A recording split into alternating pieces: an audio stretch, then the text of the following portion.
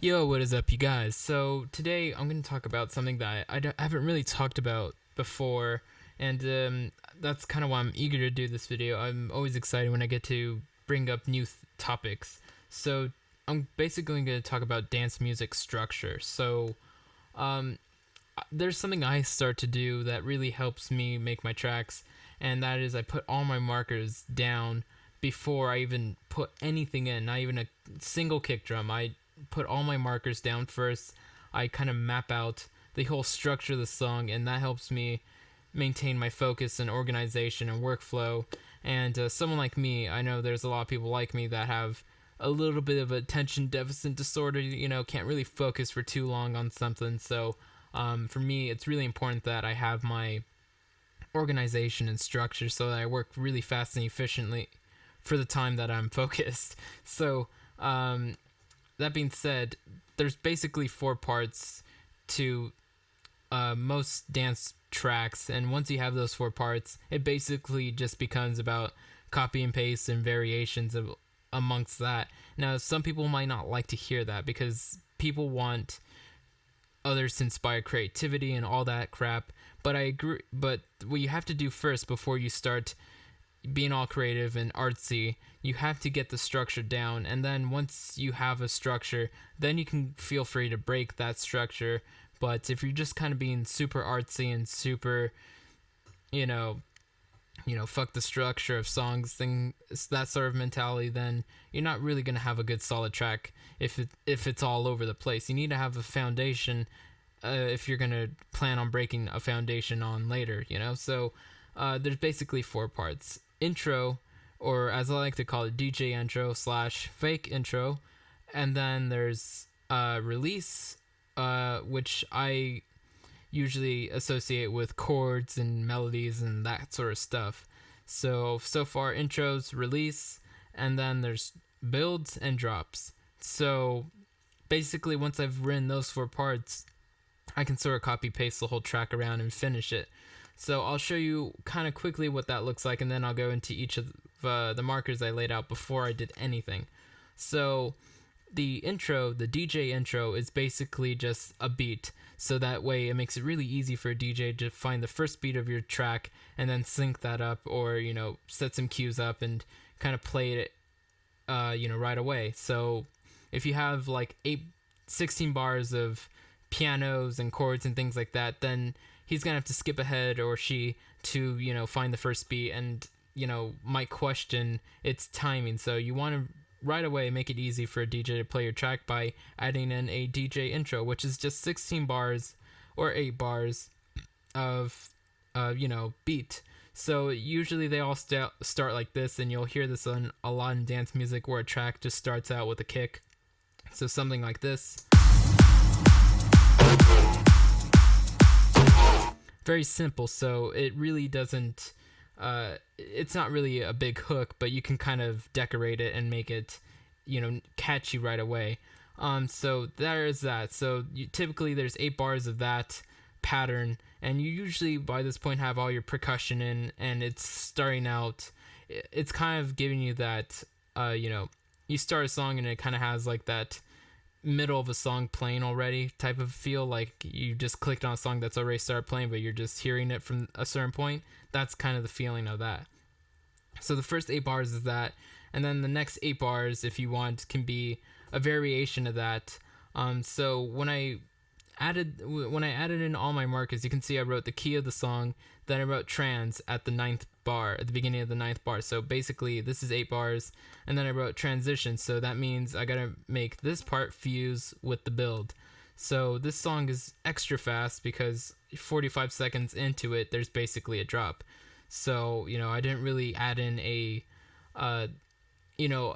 chords or releases, as I would say, into this part, which is all the melodic stuff. So my advice also is, when you're starting out trying to understand song structure, basically know that it's all based around 8 and 16 bar patterns. So either something can be as short as 8 bars, or in increments of 16 bars. So usually drops nowadays are around 64 bars. So that's 4 16 bar increments, or two 32 bar increments. So basically 16 bars at the BPM of 128 is 30 seconds. So it basically is all this. That's 16 bars. So I'll play you this part now. So it's basically transitioning from the beginning beat to the next part, which is a build. So I just added in an element that comes later on during the release part, which is kind of the musical part of it. Actually, I'll play it from here so that you can kind of hear the transition.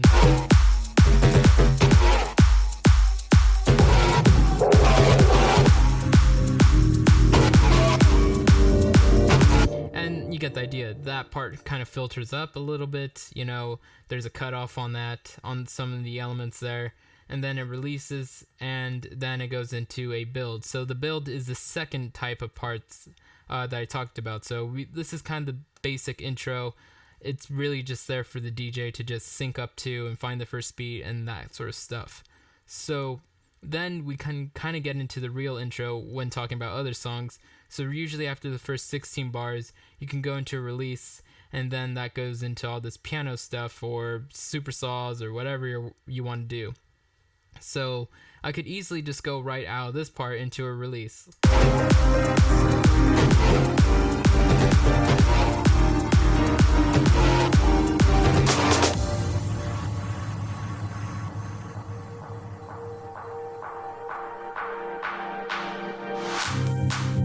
So you see how that works right there. I could have gone from this part and skipped all the way to the release part, which is the third part. It's basically the musical elements, chord progressions, harmonies, melodies, that sort of stuff.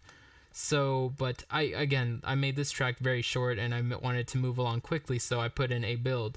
So right there, that includes three of the main parts I was talking about: intro, build, release, and then right after the build obviously is the drop. So the build is the build up, the risers, the swells, the noise, the snare rolls, all that stuff, the looping effects to get you to the biggest part of the track, the part that obviously everyone wants to hear. Like when you're on SoundCloud, we all do it. We all kind of mouse ahead to the drop, we all do it. So I figure I might as well make a short track that gets straight to it and doesn't require as much skipping for those people with short attentions.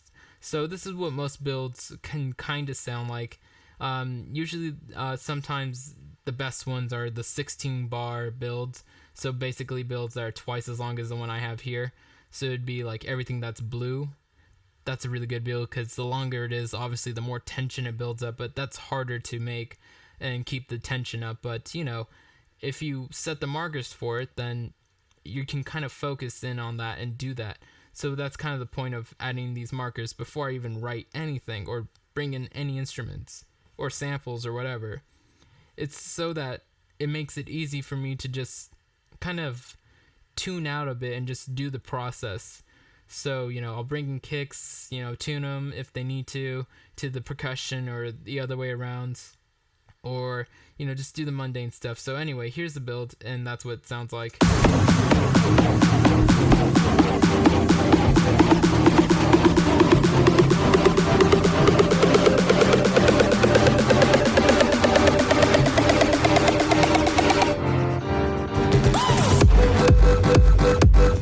And so there's one thing that I should also mention. Before I even did anything, like I said, I put in all the markers that are in this track.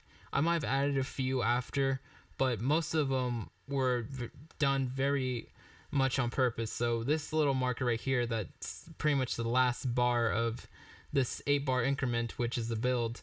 So basically all this right here is the build. I put this transition marker here, which also sometimes I call the vocal bit marker, which is, where you put a vocal sample right before a drop. So you hear that all the time.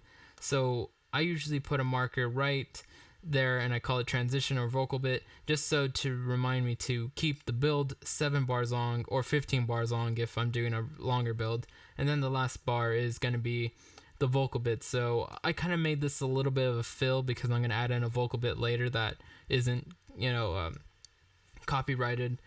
I'll probably have to record one, but then I'll add the vocal bit somewhere here, and then it'll go into the drop. So it'll go something like this. And then it goes into the drop.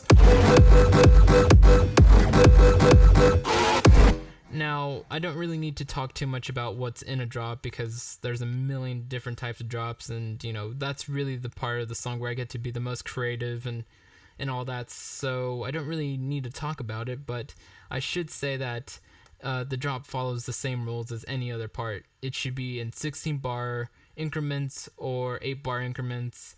And so this one right here is 24 bars long because I remember someone telling me that people really don't focus and pay as much attention to each part as the person who made the song. So try to keep things shorter if you can, but not too short. So I kind of want to make this 24 bars long because it's not too long, but it's not too short. It's long enough that someone can enjoy it and not feel like they're gypped out of a longer drop. So I kind of worked in 8-bar increments then. So right here, this is 8 bars, and you can see I put little transition markers in certain places so I could take out the kicks and transition to the next part of the drop, which will bring in some more elements. So I put in a marker there that says drop continue, which for me, I use those kind of little words all the time. So drop continue to me means add in elements and add some variation. So then you can see that after that I have the same thing there, and then I go to drop build out. So that means it's basically the same thing still going, but I'm now building out of it, and then I have a marker here which is a transition marker so I can go into the release. So basically I've already shown you guys what each part sounds like, what an intro kind of looks like, what a build sort of looks like, what a release part kind of looks like, and what a drop part kind of looks like. So most of the times I think the point I was making before I got off track is that most drops are 32 bars long at least. Some of them are 64 bars long, but that's at faster BPMs obviously.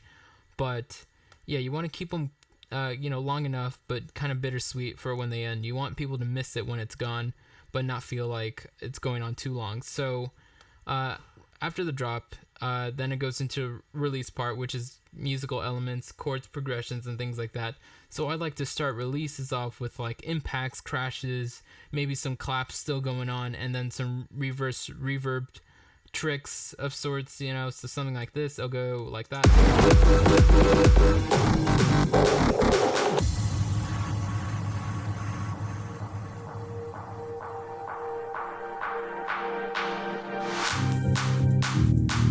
So at a minute 35 or so, that's when the main chords come in, and now I'm going to go into a completely different part for the next minute or so, and then it's going to go back into the drop, and then that drop is going to be 32 bars long. So it's going to be the long drop with a lot of variations. It's going to be the full version of the drop, if you will, because you kind of want to save all the best stuff for the end.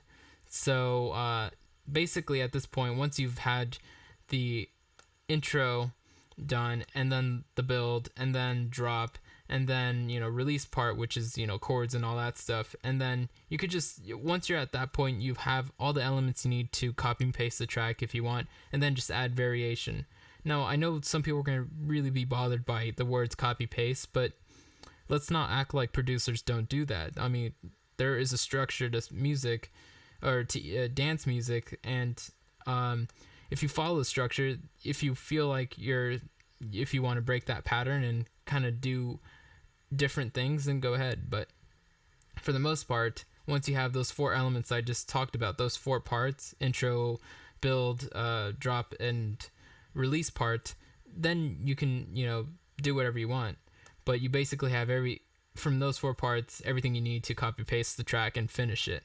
So really what we're talking about is you really only have to write about 2 or 3 minutes of song, and then the rest is basically just working towards the outro. And the outro can basically be a release part of itself, or the intro but changed up slightly. So you can usually build your outro out of what's already in the song. For me, it's kind of fun to just open up a new session and just start putting markers of where I want things to happen. So, but I always do that in 16 bar increments. And trust me, if just try it, just create a new session right after you're done watching this video, add in a bunch of markers or bring in another song that you like that has good pace in your mind, and just follow all that song's like changes and transitions, add those markers and take that reference out, and then just start following it. And I promise you're just gonna write a song much faster, and it's gonna be more effective for you, and you're gonna kind of, songwriting's gonna be more organic for you. So then you'll probably start making changes to that structure, and you'll get a result that otherwise you might have not. So hopefully you guys like this video, and that's basically it, you guys. So thanks for watching.